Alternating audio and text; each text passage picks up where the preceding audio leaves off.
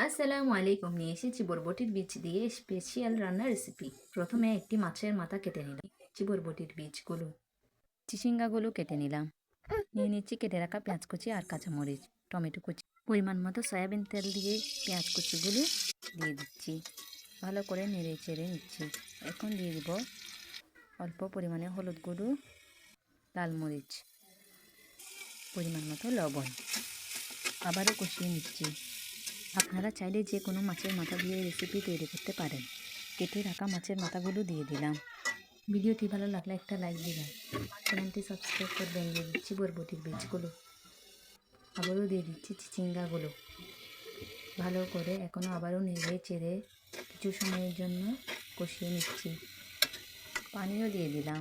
তারপর কিছু সময় রান্না হলে দিয়ে দিচ্ছি টমেটো কুচিগুলো। আমার আজকের রেসিপি পুরোপুরি তৈরি হয়ে গেল। সবাইকে আল্লাহ হাফেজ।